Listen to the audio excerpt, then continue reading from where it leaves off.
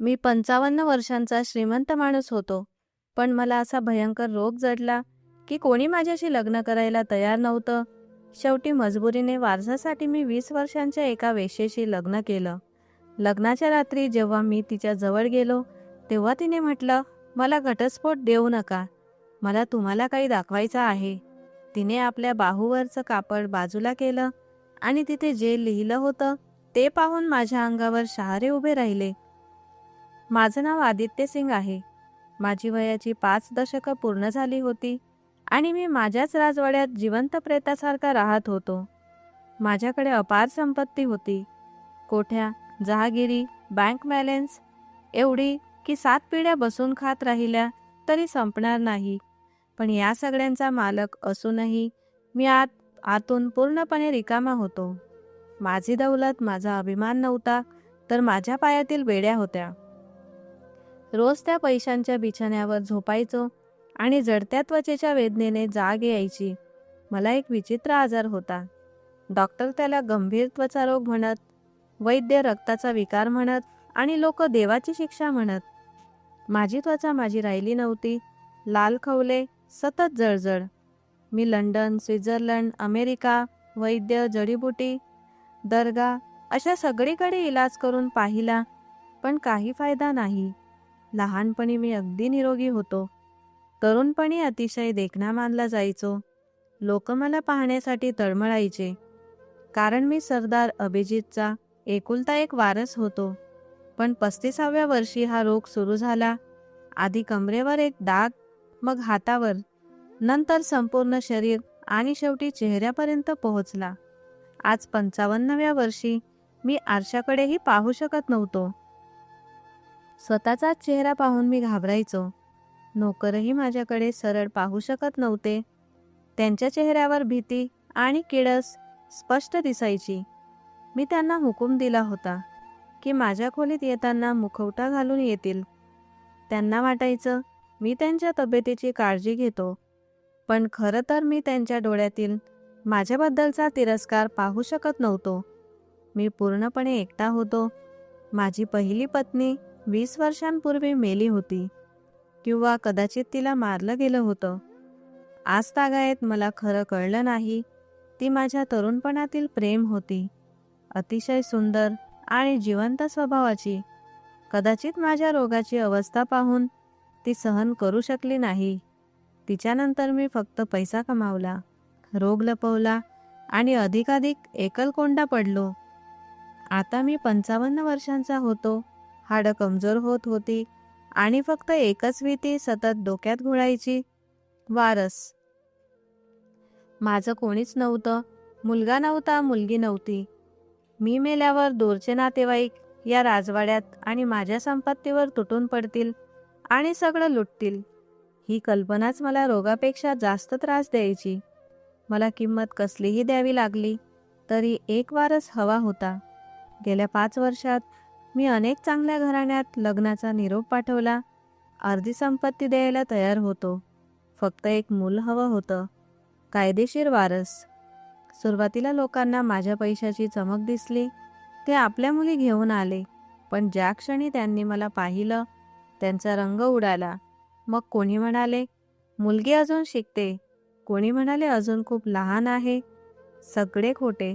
खरं तर कोणीही आपली मुलगी अशा माणसाला द्यायला तयार नव्हतं, ज्याचं शरीर सडत होतं आणि चेहरा भयानक बनला होता.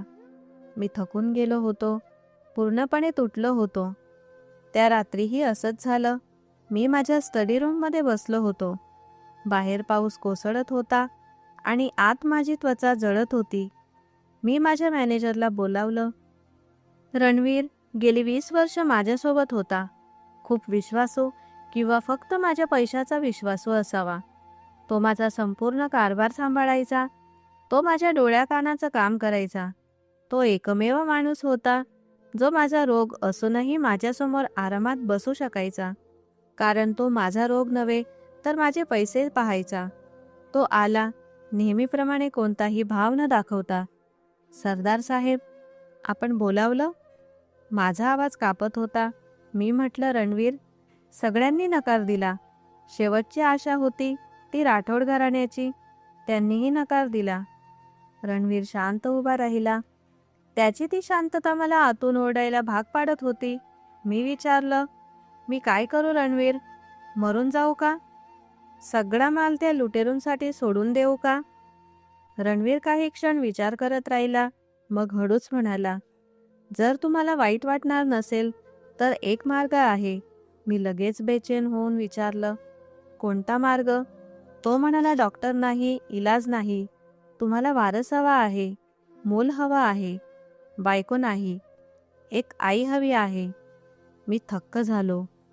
तो पुढे म्हणाला, चांगली घराणी आपल्या मुलींची इज्जत आणि समाज पाहतात म्हणून नकार देतात, पण काही ठिकाणी फक्त सौदा होतो.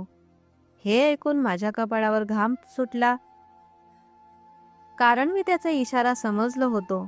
मी म्हणालो, रणवीर, तू बेशुद्ध तर नाही ना? मला बाजारात जायला सांगतोस?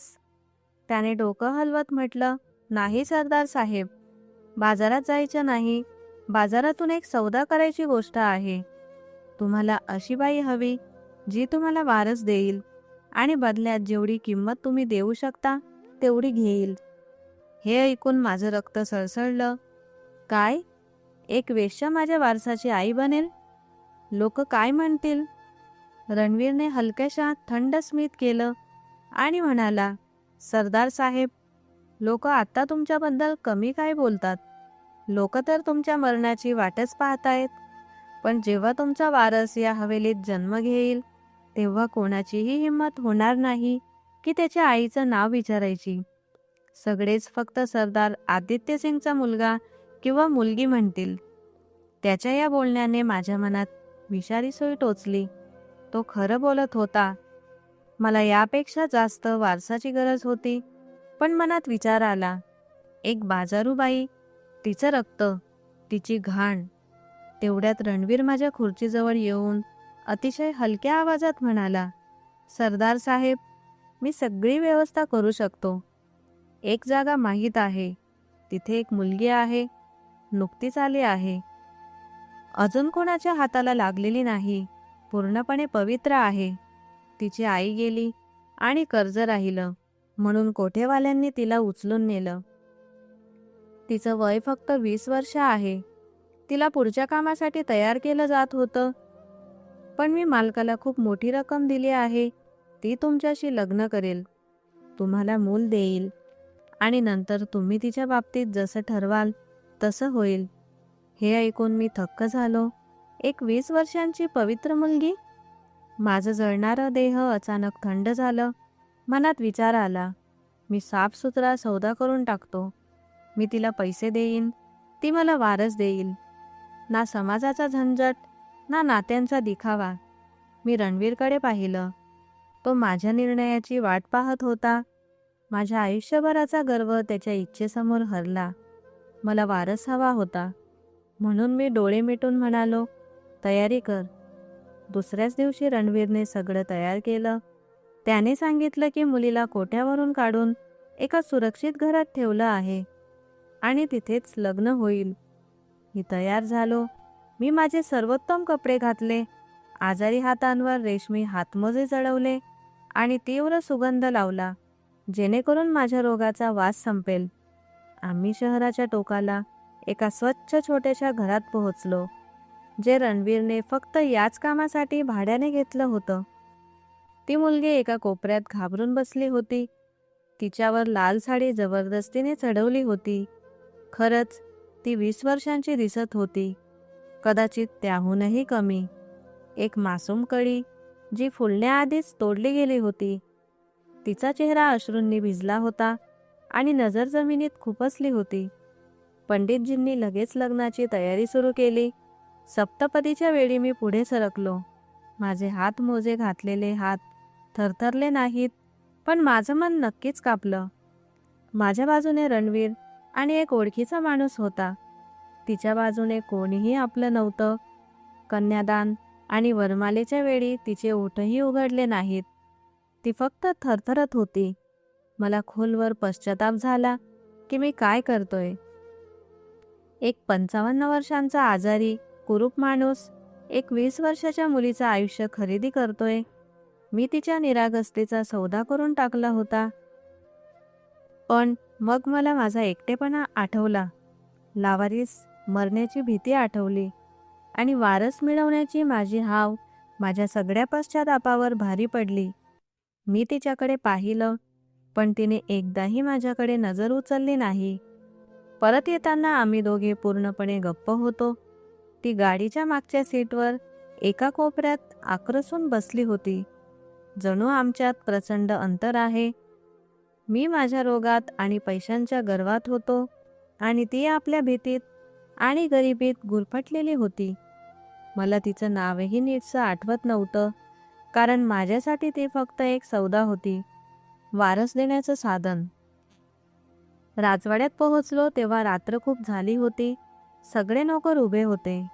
त्यांच्या डोळ्यात आश्चर्य आणि थोडीशी धास्ती होती, कारण ते नव्या सरदारनीला पाहत होते. रणवीरने त्यांना आधीच कडक सूचना दिल्या होत्या, म्हणून नोकरांनी तिला थेट माझ्या खोलीत घेऊन गेल्या. तीच खोली जो माझ्या पहिल्या पत्नीच्या मृत्यूनंतर 20 वर्ष रिकामी पडली होती किंवा माझ्या रोगामुळे बंदच राहिली होती. मी थोडा वेळ स्टडी रूममध्ये बसलो, स्वतःला सावरत होतो. मला माहीत होतं की मी पती नाही, खरेदीदार आहे आणि आज मला माझ्या खरेदी केलेल्या वस्तूचा सामना करायचा होता. जेव्हा मी खोलीत गेलो तेव्हा ती बिछाण्याच्या कोपऱ्यात गुडघ्यात तोंड खुपसून बसली होती, तोच लाल जोडा अजूनही घालून. मी दरवाजा लावला.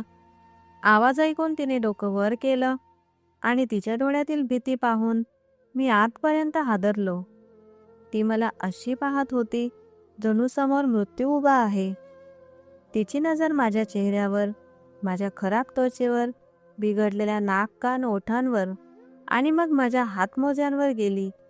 तिला लगेच समजलं की मी कोणत्या रोगाने ग्रासलो आहे.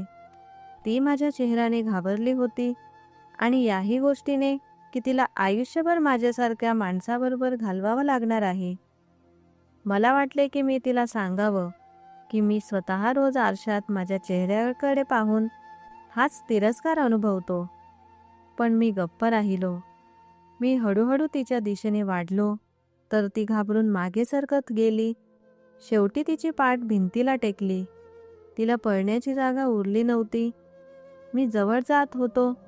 कदाचित तिच्याशी बोलायचं होतं, विश्वास द्यायचा होता किंवा फक्त एवढं सांगायचं होतं की मला तिच्याकडून काही हानी नाही, मला फक्त एक वारस हवा आहे. मी हातमोजा घातलेला हात तिच्या दिशेने पुढे केला. ती ओरडली नाही. तिचा आवाज दाबला गेला होता.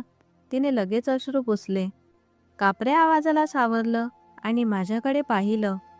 तिच्या डोळ्यात भीती होती, पण आता त्यात एक विचित्र विनवणीही होती. तिने अतिशय हलक्या आवाजात म्हटलं, मला घटस्फोट देऊ नका. मी थक्क झालो, कारण मी तर बोलायला निघालो होतो, पण हे माझ्या विचाराच्या अगदी उलट होतं. मी तिला पाहत राहिलो आणि कदाचित माझ्या शांततेला तिने चुकीचा अर्थ लावला. ती लगेच बोलली, तुम्हाला काही दाखवायचं आहे. ती एक क्षण थांबली, माझा चेहरा पाहत राहिली, जणू माझ्या मनातलं वाचायचा प्रयत्न करत होती. मी काही बोलायच्या आत तिने आपल्या ब्लाऊजची बाही वर करायला सुरुवात केली. तिचा हात थरथरत होता. तिने बाही कोपऱ्यापर्यंत वर ओढली आणि मनगट दाखवलं. तिच्या पांढऱ्या शुभ्र त्वचेवर एक जुन्या जखमेच्या खुणा होत्या. काही अक्षरं, एक खास निशाणी जी वेळेने हलकी पडली होती पण स्पष्ट दिसत होती. मी त्या निशाणीकडे फक्त एक नजर टाकली आणि माझे पाय जणू जमिनीत रुतले. माझा श्वास थांबला. खोलीतली हवा अचानक गोठली. माझ्या त्वचेवरची सततची जळजळ त्या क्षणी पूर्णपणे थंड पडली. माझे शहारेच उभे राहिले. मी अवघडलेल्या आवाजात फक्त इतकंच बोललो, हे निशाण, हे कसं शक्य आहे? एका क्षणात मी त्या मुलीला, त्या खोलीला, माझ्या रोगाला सगळं विसरलो. माझं मन 20 वर्ष मागे सरकलं. मी परत त्या दिवशी पोहोचलो जेव्हा माझी बायको मेली होती. 20 वर्षांपूर्वी मी हाच बाहू पाहत होतो आणि मला चक्कर येऊ लागली होती.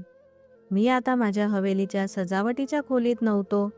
ही 20 वर्षांची मुलगी समोर नव्हती. मी 20 वर्ष मागे गेलो होतो. माझ्या आठवणीची ती जखम, जी मी पैशाखाली आणि रोगाखाली पुरून टाकली होती, तो अचानक उघडला गेला.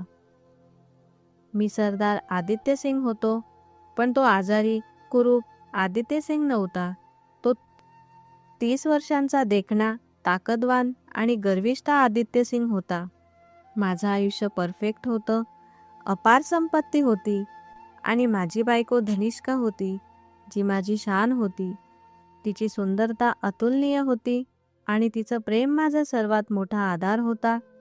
आमची 5 वर्ष लग्नाला झाली होती आणि मी त्या सुखी जगात बुडालो होतो. मग एक दिवस माझ्या कमरेवर एक छोटासा डाग दिसला.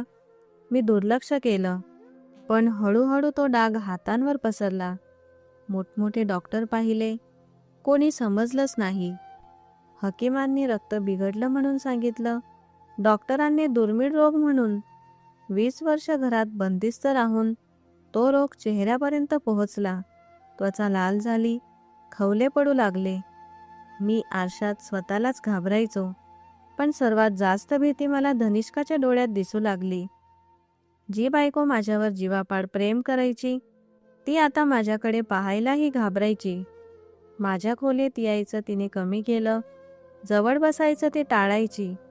सुरुवातीला म्हणायची, हा रोग मला लागतो की काय? डॉक्टरांनी नाही म्हणूनही तिची भीती आणि अंतर कमी झालं नाही. बहाणे बदलले, मन नाही बदललं. एक रात्री मी तिला समजवण्याचा प्रयत्न केला. जवळ गेलो तर ती मागे सरकली. तिच्या चेहऱ्यावर किळस स्पष्ट दिसत होती. ती ओरडली, माझ्यापासून लांब राहा आदित्य. मला तुमच्याकडे पाहून घाण वाटते. ही सडणारी त्वचा मी आता पाहू शकत नाही. अशा माणसाबरोबर राहणं मला शक्य नाही. त्या शब्दांनी माझ्या रोगाच्या जळजळीपेक्षा जास्त वेदना दिल्या. ती रात्र मी आतून पूर्णपणे तुटलो. त्या दिवसात माझा बिझनेस पार्टनर आणि बालपणीचा मित्र कबीर खूप येऊ जाऊ लागला. तो माझा भाऊ वाटायचा. धनिष्काला दिलासा द्यायचा, मला आधार द्यायचा. मी माझ्या वेदनेत इतका बुडालो होतो की मला समजलंच नाही की तो माझा साथ देत नव्हता. माझ्या जखमांवर मीठ चोळत होता. हळूहळू धनिष्का माझ्यापासून पूर्णपणे दूर गेली. स्वतंत्र खोली घेतली आणि एक दिवस तिने घटस्फोट मागितला. म्हणाली, आता हे सहन करणं शक्य नाही. मला सोडून द्या. मी खूप अडवले. पायावर लोटांगण घातलं. अर्धी संपत्ती द्यायला तयार झालो, पण तिच्या डोळ्यात फक्त तिरस्कार होता. मी हरलो आणि तिला घटस्फोट दिला. ती त्याच दिवशी हवेली सोडून गेली. मला वाटलं माहेरी गेली असेल. मी महिनोन-महिने त्या दुःखात जगलो. मग कळलं की तिने त्याच आठवड्यात कबीरशी लग्न केलं होतं आणि दोघं देश सोडून गेले होते. हा धक्का घटस्फोटापेक्षा मोठा होता. माझ्या मित्रानेच माझी बायको हिरावली होती. त्या दिवसापासून मी धनिष्का आणि कबीरचं नावही घेतलं नाही. फक्त पैसा कमवत गेलो. अधिकाधिक कुरूप, श्रीमंत आणि एकटा होत गेलो. आणि आज 20 वर्षांनंतर जेव्हा मी त्या मुलीच्या बाहूवर ते निशाण पाहिलं, मी माझ्या भूतकाळातून बाहेर पडू शकत नव्हतो. माझी नजर त्या खास डिझाईनच्या निशाणीवर खिळली होती. मला आठवलं, कॉलेजच्या दिवसात मी आणि कबीर स्विमिंगला गेलो होतो. त्याच्या डाव्या बाजूवरही अगदी हाच निशाण होता. मी विचारलं होतं तर तो हसला होता आणि म्हणाला होता, हे आमच्या खानदानाचं निशाण आहे. तोच निशाण, कबीरचा निशाण. माझा श्वास थांबला. ही मुलगी आणि कबीरचं निशाण, हे कसं शक्य आहे?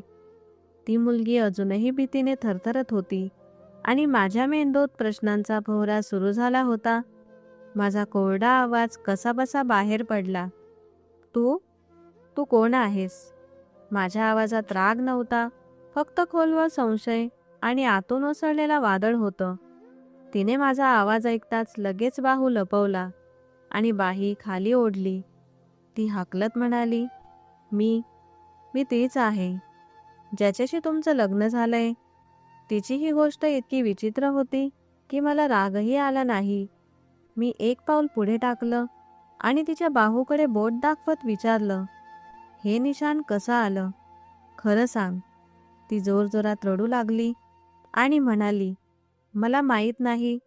देवाची शपथ, मला माहीत नाही. मी कठोरपणे म्हणालो, खोटं बोलू नको. तुला कबीर माहीत आहे का? कबीरचं नाव ऐकताच तिच्या रडत्या चेहऱ्यावर एका क्षणासाठी आश्चर्य आलं. जणू तिने हे नाव पहिल्यांदाच ऐकलं किंवा त्याचे नाव ऐकून घाबरली. तिने लगेच डोकं हलवलं. नाही, मी कोणता कबीर ओळखत नाही. मी पुन्हा दबाव टाकला. मग हे निशाण कसं आलं? हे कसल्याही योगायोगाने नाही येऊ शकत. हे फक्त एकाच माणसाचं निशाण आहे. ते तुझ्यापर्यंत कसं पोहोचलं? तिने अश्रूंनी भरलेल्या डोळ्यांनी माझ्याकडे पाहिलं आणि थरथरत्या आवाजात म्हणाली, मी सांगितलं होतं ना, तुम्हाला काही दाखवायचं आहे. फक्त मला घटस्फोट देऊ नका. मी सगळं सांगेन. तिची घटस्फोटाची गोष्ट ऐकून मी चक्रावलो. मी इथे माझ्या आयुष्यातल्या सर्वात मोठ्या फसवणुकीचा शोध घेत होतो आणि तिला फक्त आपलं लग्न तुटण्याची चिंता होती. मी कठोरपणे म्हणालो, घटस्फोटाचा निर्णय नंतर होईल. आधी सांग, या निशाण्याशी तुझा काय संबंध आहे? तुझी आई कोण होती? आईचं नाव ऐकताच ती एकदम गप्प झाली. तिचा चेहरा पिवळा पडला, जणू तिने भूत पाहिलं. ती दोन्ही हातांनी तोंड झाकून शांत बसली.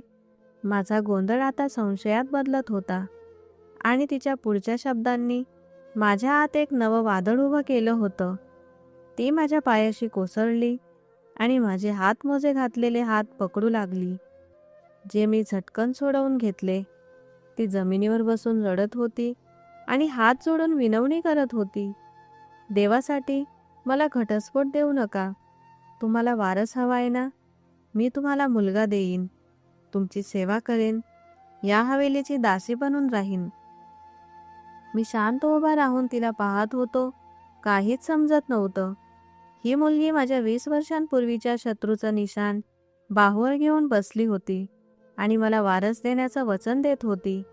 माझी शांतता तिने दुसरीच समजली आणि ती लगेच म्हणाली, मी माझ्या आईसारखी नाही. मला माहीत आहे तिने तुम्हाला फसवलं आणि सोडलं, पण मी तुम्हाला कधीच फसवणार नाही, कधीच सोडणार नाही. तिचा प्रत्येक शब्द माझ्या मेंदूत हातोड्यासारखा आपटत होता. ही माझी बायको धनिष्काला ओळखते. तिच्या फसवणुकीला ओळखत होती आणि सांगत होती की ती तशी नाही. माझं डोकं फिरू लागलं. ती अजूनही जमिनीवर बसून रडत होती. तुम्ही मला या नरकातून बाहेर काढलत. खरं की तुम्ही मला विकत घेतलं, पण त्याचबरोबर इज्जतही दिली. तुम्ही माझ्याशी लग्न केलंत. माझ्या आईच्या पापाची शिक्षा मला देऊ नका. जर मी तिची चूक पुन्हा केली तर सगळं खरं ठरेल. ही मुलगी, कबीर आणि धनिष्का सगळे एकमेकांशी जोडलेले होते. मी तिचा बाहू घट्ट पकडला आणि तिला उभं केलं. ती थरथरत होती. मी कठोरपणे विचारलं, तुझी आई कुठे आहे? माझा आवाज आता शांत नव्हता. त्यात 20 वर्षांपूर्वीचा राग परत जागा झाला होता. मी ओरडलो, ती धनिष्का कुठे आहे? मला आत्ताच तिच्याशी भेटायचं आहे. हे ऐकून ती घाबरली. तिचे डोळे विस्फारले गेले. ती हाकलत म्हणाली, अजून रात्र आहे सरदार साहेब. मी तुम्हाला उद्या त्यांच्याकडे घेऊन जाईन. मी दबाव टाकला तेव्हा ती घाबरून म्हणाली, ती आत्ता तुम्हाला भेटवू शकणार नाही, पण वचन देते की उद्या सकाळी नक्की घेऊन जाईन. मी तिला ढकललं आणि ती दूर कोसळली. मी म्हणालो, ठीक आहे, सकाळी जाऊ.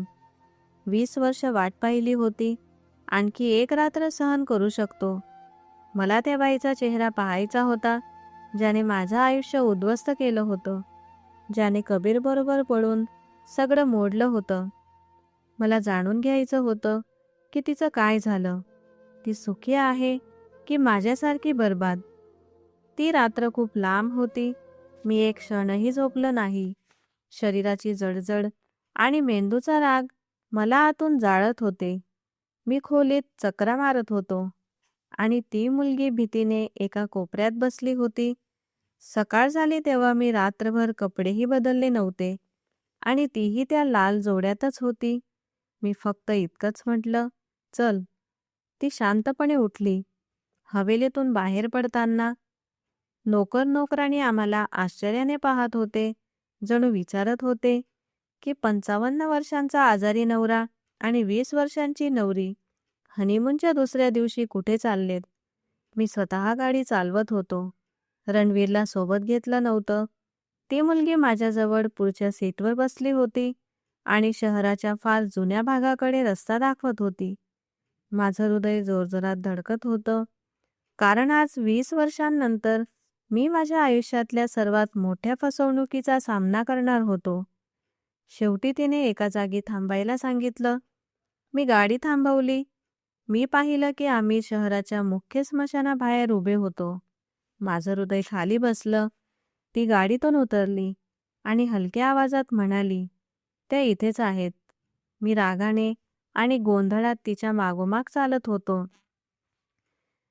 ती मातीच्या रस्त्याने चालत एका जुन्या मातीच्या ढिगाऱ्यासमोर थांबली. तिने मातीकडे बोट दाखवलं आणि म्हणाली, तुम्हाला यांच्याशीच भेटायचं होतं ना? ही माझी आई आहे. मी समाधीकडे पाहिलं आणि हातमोजे घातलेल्या हाताने तिथली माती बाजूला केली. त्यावर नाव होतं धनिष्का आणि खाली मृत्यूची तारीख. तिला जाऊन 10 वर्ष झाली होती. मी तिथेच गुडघ्यांवर कोसळलो. माझा राग, माझा बदला, सगळं संपलं. ज्या बाईचा मी अपमान करायला आलो होतो ती 10 वर्षांपासून मातीखाली होती. माझ्या आत कुठेतरी जोरात रडू कोसळलं. 20 वर्षांचं दुखणं परत जागं झालं. माझी 20 वर्षांची द्वेष आणि तडफड त्या मातीच्या ढिगाऱ्यासमोर व्यर्थ ठरली. माझ्यातला ज्वालामुखी एकदम थंड झाला. मी काही बोलायचा प्रयत्न केला, पण जीभ साथ देत नव्हती. तेव्हा ती मुलगी मिताली माझ्या जवळ आली. तिचा आवाजही अश्रूंमध्ये बुडाला होता. सरदार साहेब, ती थरथरत्या आवाजात म्हणाली, ही माझी आई धनिष्का आहे आणि माझा बाप कबीर होता. कबीरचं नाव ऐकून माझ्या शरीरात विजेचा धक्का बसला. मी वळलो आणि तिच्याकडे पाहिलं. ती म्हणाली, कदाचित मी त्यांच्या दोघांचं पाप आहे. तिच्या डोळ्यातून अश्रू वाहू लागले. जेव्हा मला कळू लागलं तेव्हापासून मी माझ्या आईला रोज त्या माणसाकडून मार खाताना पाहिलं. माझं बालपण माझ्या आईच्या सिसकाऱ्या आणि कबीरच्या शिव्या ऐकत गेलं. तो रोज तिला मारायचा आणि म्हणायचा, तू पळून आलेली बाई आहेस, गलिच्छ बाई आहेस. तू तुझ्या आजारी श्रीमंत नवऱ्याला त्याच्या रोगात सोडून आलीस. तो नेहमी विचारायचा, मग माझ्याशी लग्न का केलंस? आणि तिची अधोगती करत राहायचा. मितालीच्या बोलण्याने माझ्या हृदयात खोलवर जखमा झाल्या. ज्या धनिष्काचा मी द्वेष करत होतो ती स्वतः इतकी अपमान सहन करत होती. मितालीने दीर्घ श्वास घेतला आणि म्हणाली, माझी आई काहीच बोलायची नाही, फक्त रडायची. तिच्याकडे तुमचा एक फोटो होता, तुमच्या तरुणपणीचा, जेव्हा तुम्ही आजारी नव्हता. ती फोटो उशाखाली लपवून ठेवायची. जेव्हा कबीर घरी नसायचा तेव्हा ती तो फोटो छातीशी धरून तासनतास रडायची. म्हणायची, मी पाप केलं, मी माझ्या आदित्यला फसवलं. काश मी त्याला कधी सोडलं नसतं. ती रोज त्या फोटोपाशी माफी मागायची. हे सगळं ऐकून मी थक्क झालो. जी बाई माझ्यापासून पळून गेली होती ती माझ्याच आधाराने जगत होती. मितालीने पुन्हा बाही वर केली आणि म्हणाली, आणि हे निशाण जेव्हा मी जन्मले तेव्हापासून माझ्या बाहूवर आहे. माझी आई म्हणायची, हे अगदी तसंच आहे जसं माझ्या बाप कबीरच्या बाहूवर होतं. ही गोष्ट ऐकून माझी जखम पुन्हा हिरवी झाली. मला समजलं की ही मुलगी माझ्या शत्रूची निशाणी आहे, त्याचंच रक्त आहे. माझी आई या निशाण्याचा द्वेष करायची आणि म्हणायची, हे मनहूस आहे, आपल्या जुन्या पापांची आठवण आहे. माझं डोकं सुन्न झालं. मितालीने आपली कहाणी पुढे चालू ठेवली. तिने सांगितले की जेव्हा कबीरचा धंदा बुडाला तेव्हा जो पैसा तो आपल्याकडून घेऊन पळाला होता तोही त्याने उधळून लावला. आम्ही रस्त्यावर आलो. माझी आई खूप आजारी पडली आणि तिच्याकडे औषधाचे पैसे नव्हते. कबीरने तिचा इलाज करायला नकारलं आणि म्हणायचा की मेले तर बरं. शेवटी ती मेलीच. मिताली काही क्षण थांबली. मग ती म्हणाली की त्यानंतर तो माणूस पूर्ण पशु बनला. तो मलाही मारायचा आणि म्हणायचा की मीही माझ्या आईसारखी अपशकुनी आहे आणि तिचंच रक्त आहे. तेव्हा मी फक्त 15 वर्षांची होते. तिचा आवाज हळू झाला. तिने सांगितले की एका रात्री कबीर तिला एका घरात घेऊन गेला आणि जुगाराच्या कर्जाच्या बदल्यात तिला विकून टाकलं. हे ऐकून मी आतून हादरलो. तिने सांगितले की कबीरने तिला वेश्यावस्तीवर विकलं. हे म्हणताना ती रडू लागली. मी 4 वर्ष त्या नरकात राहिले. मला तिथे मरायचं नव्हतं. वेश्यावस्तीची मालकीण म्हणायची की मी खास आहे आणि ती माझ्या 20 वर्ष पूर्ण होण्याची वाट बघत होती, जेणेकरून मला शहरातील सर्वात मोठ्या माणसाला विकता येईल. मग तुमचा मॅनेजर आला. त्याने इतके मोठे पैसे दिले की मालकिनीने लगेच मला तुमच्या स्वाधीन केलं. ती गप्प झाली. स्मशानातील शांततेत फक्त माझे हंबरडे ऐकू येत होते. जेव्हा जेव्हा मी तुम्हाला बघितलं तेव्हा मी तुम्हाला ओळखलं होतं. माझ्या आईचा फोटो बघितल्यावर मी घाबरले.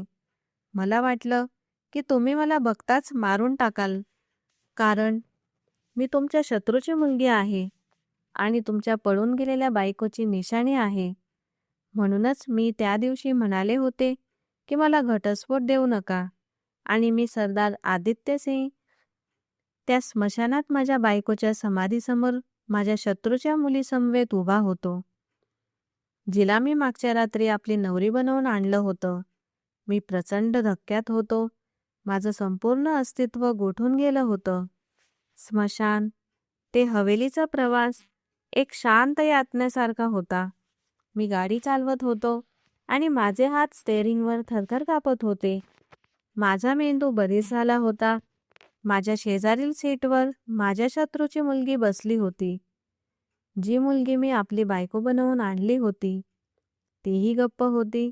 कदाचित माझ्या प्रतिक्रियेमुळे घाबरली असेल. मी कसली प्रतिक्रिया देणार? मी तर आतून मेलेलो होतो.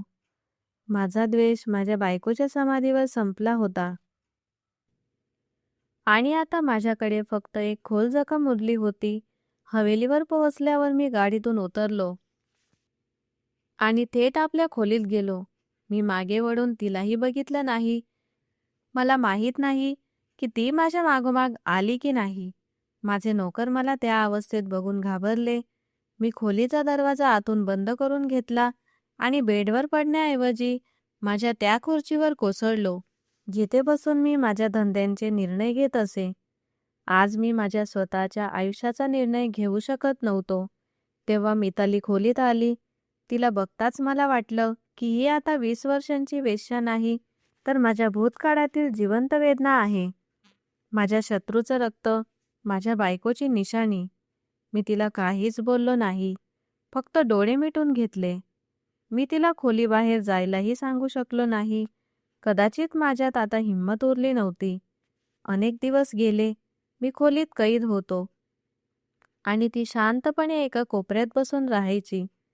ती कधी जेवण घेऊन, कधी पाणी घेऊन माझ्या जवळ येण्याचा प्रयत्न करायची, पण मी तिचा हात झिडकारून टाकायचो आणि तिच्यावर ओरडायचो, दूर राहा. एका रात्री ती माझं औषधं घेऊन आली तेव्हा मी ट्रे फेकून दिली आणि काचेचे तुकडे संपूर्ण खोलीत विखुरले. मी रागात म्हणालो, निघून जा, मला तुझी सहानुभूती नको. ती रडत म्हणाली, मी कुठे जाऊ? हा विवाह, हे सगळं. मी तिचं बोलणं तोडलं. मी तुला फक्त वारसासाठी विकत घेतलं होतं, माझ्या शत्रूच्या मुलीशी लग्न करण्यासाठी नाही. ती माझ्या जवळ आली तेव्हा मी मागे सरकलो आणि म्हणालो, मला स्पर्श करू नको. तुला बघितल्यावर मला धनिष्का आठवते, तिचा धोका आठवतो. कबीर आठवतो. तू दोघांचं पाप आहे. ती जमिनीवर बसली आणि रडत माझे पाय पकडण्याचा प्रयत्न करू लागली. ती म्हणाली, सरदार साहेब, मी माझ्या आईसारखी नाही. तिने तुम्हाला सोडलं होतं. मी काहीच केलं नाही. ती वारंवार म्हणायची, मी तुम्हाला कधीही सोडणार नाही. मी तुमची बायको आहे. तुमची काळजी घेईन. माझ्यापासून दूर जाऊ नका. पण आता तिच्या बोलण्याचा माझ्यावर काही परिणाम होत नव्हता, कारण माझं हृदय दगडासारखं झालं होतं. तरीही तिने हार मानली नाही. दुसऱ्या दिवसापासून तिने आपला संपूर्ण वागण्याचा बदल केला. मी रागावलो, तरी ओरडलो, तरी ती माझं काम करत राहिली. वेळेवर माझी औषधं आणायची. स्वतःच्या हाताने माझ्यासाठी जेवण बनवायची. माझ्या आजारामुळे माझे नोकर माझ्यापासून दूर राहायचे आणि मास्क घालून खोलीत यायचे. पण ती मास्क न घालता माझ्यासमोर यायची. माझी खराब भाजलेली त्वचा बघूनही तिच्या चेहऱ्यावर कधीही किळस दिसली नाही. एका रात्री माझा आजार खूप वाढला आणि माझी त्वचा आगीसारखी भाजू लागली. मी वेदनेने तडफडत खोलीतल्या वस्तू फेकत होतो. नोकर घाबरून बाहेर उभे होते. कोणी जवळ येत नव्हतं. तेव्हा ती धावत आली आणि मला सावरलं. मला तिला दूर करायचं होतं, पण तिची पकड खूप मजबूत होती. तिने मला बसवलं, मला मांडलं, स्वतःच्या हाताने माझ्या भाजलेल्या मानेवर लावायला सुरुवात केली. मी शांत झालो. तिच्या हातात ना थरकाप होता, ना भीती, ना किळस. ती फक्त शांतपणे आपलं काम करत होती. मी आश्चर्याने तिचा हात पकडून विचारलं, माझ्या या विद्रूप त्वचेला तुला किळस वाटत नाही का? माझी पहिली बायको तर माझ्या चेहऱ्यालाही तिरस्कार करायची. मितालीने माझ्याकडे बघितलं. तिच्या डोळ्यात अश्रू नव्हते, तर एक विचित्र शांतता होती. ती म्हणाली, तुमचा द्वेष कोण करू शकतं? तिच्या या उत्तराने मी थक्क झालो. ती म्हणाली, तुम्ही खूप चांगल्या मनाचे आहात. मी कटुतेने हसलो आणि म्हणालो, मी तोच आहे ज्याने तुला विकत घेतलं आहे. पण तिने डोकं हलवत म्हणाली, नाही, तुम्ही ते आहात ज्याने मला त्या नरकातून बाहेर काढलं, ज्याने मला माझ्या बापाच्या पापातून वाचवलं. मला फक्त एका माणसाचा द्वेष आहे, माझ्या बाप कबीरचा, ज्याने माझ्या आईला मारलं आणि मला विकलं. तुम्ही तर मला वाचवलंत. मी तुमचा द्वेष कसा करू शकते? मी तिच्या बोलण्याने थक्क होऊन तिला बघत राहिलो. तिचे हे शब्द माझ्या कानात नव्हे, तर माझ्या आत्म्यात उतरत चालले होते. आतापर्यंत कोणीही असं म्हणालं नव्हतं की मी चांगल्या मनाचा आहे. माझ्या या विद्रूप भाजलेल्या त्वचेमागे कोणीही माझं हृदय बघितलं नव्हतं. माझी बायको धनिष्कानेही नाही. पण या मुलीने, माझ्या शत्रूच्या मुलीने. त्या रात्री मी तिला मलम लावण्यापासून थांबवलं नाही. तिच्या हातांच्या स्पर्शात घृणा नव्हती, तर एक विचित्र परिचय आणि सुखाची भावना होती. त्या रात्री पहिल्यांदाच माझ्या शरीराची जळजळ कमी झाली आणि माझ्या आत्म्याची आगही थंड होऊ लागली. त्यानंतर सगळं बदललं. मी तिच्याशी भांडण सोडलं आणि स्वतःपासून दूर ठेवणंही सोडलं. ती एक सावलीसारखी माझ्याबरोबर राहू लागली. आता ती फक्त माझी पत्नी राहिलेली नव्हती, तर माझी काळजी घेणारी नर्स आणि मित्र बनली होती.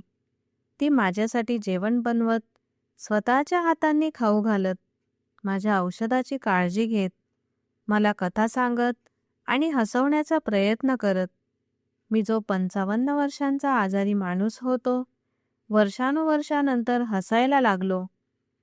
माझ्या हवेलीचे नोकरही हैराण होते, कारण ते सरदारला बदलताना पाहत होते. मी पुन्हा आरशात बघायला सुरुवात केली. आजार अजूनही होता, पण त्याचा त्रास कमी झाला होता. कदाचित म्हणून की आता एक होता ज्याला माझ्या जळलेल्या त्वचेची कटुता नव्हती. मितालीने मला माझ्या जातीपासून द्वेष करणं विसरायला लावलं होतं. आमचं नातं विचित्र होतं. ती माझी पत्नी होती, त्यात बाप बेटीच्या स्नेहाची भावनाही होती आणि मित्रासारखा विश्वासही होता. ती माझ्या शत्रूची मुलगी होती, पण आता तीच माझी सर्वात मोठी साथीदार बनली होती. मी तिला कधीच सांगितलं नव्हतं की मी तिला मनापासून स्वीकारलंय. पण ती माझ्या वागणुकीतून सगळं समजून गेली होती. एका रात्री ती माझ्याकडे आली आणि माझ्या कॉटवर बसली. मी तिला दूर केलं नाही. तिने हळू आवाजात म्हटलं, "सरदार साहेब, माझ्या आईने तुमचा विश्वासघात केला होता आणि माझ्या बाबाने तुमची लूट केली होती. तुम्ही मला त्यांच्या पापांची शिक्षा द्याल का?" मला तिच्या डोळ्यात तीच जुनी भीती दिसली. मी हळूच म्हटलं, "तुझी आई मला सोडून गेली होती आणि तू मला सांभाळून घेतलंस. ही माझी स्वीकृती होती." तिच्या डोळ्यातून अश्रू वाहू लागले. वेळ उलटत गेली. हवेलीचा एकटेपणा संपायला लागला आणि माझ्या आतल्या रिकामेपणाचा अंतही झाला. मितालीने माझ्या आयुष्यात पुन्हा रंग भरले.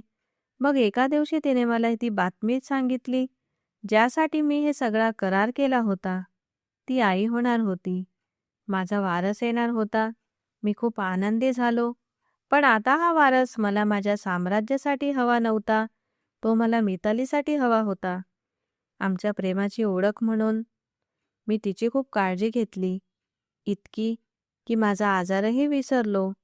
9 महिने स्वप्नासारखे उलटले आणि मग तो दिवस आला, जेव्हा हवेलीत 20 वर्षांनंतर मुलाच्या रडण्याचा आवाज घुमला. रणवीरने येऊन मला अभिनंदन दिलं की सरदार साहेब, मुलगा झाला आहे. मी घाईने खोलीत गेलो. मिताली हसत होती. तिच्याजवळ एक लहानसं बाळ झोपलं होतं. मी त्याला उचललं. तो माझ्या रक्ताचा वारस नव्हता, नाही माझ्या शत्रूचा. तो मितालीचा मुलगा होता आणि माझा वारस होता. मी त्याला चुंबन दिलं आणि माझ्या डोळ्यातून अश्रू वाहू लागले. मला ते सगळं मिळालं होतं, जे मी समजलो होतो की हरवलंय. काही दिवस गेले आणि मिताली आता बरी होती. मी माझ्या मुलासोबत खेळत होतो आणि आयुष्यात पहिल्यांदाच इतका आनंद अनुभवत होतो. मी तिच्याजवळ गेलो आणि विचारलं, "काय झालं मिताली? तू आनंदी नाहीस का?" तिने माझ्या छातीत डोकं ठेवून थरथरत्या आवाजात म्हटलं, "सरदार साहेब, आता तर तुम्हाला तुमचा वारस मिळालाय. आता तुम्ही मला सोडून देणार नाही ना?" तिच्या बोलण्याने मी एक क्षण थांबलो. तिची भीती योग्य होती, कारण ज्यामुळे मी तिला सोबत आणलं होतं ते पूर्ण झालं होतं. मी हवी असती तर तिला घटस्फोट देऊ शकलो असतो. मी तिचं तोंड वर उचललं. तिचे डोळे अश्रूंनी भरलेले होते. मी तिच्या डोळ्यात बघितलं आणि हसलो. 20 वर्षांनंतर माझ्या चेहऱ्यावर मनापासून निघालेलं पहिलं हास्य होतं. "वेडे, आयुष्याची शेवटची आशा कोण सोडतं?" मी तिचं कपाळ चुंबन केलं.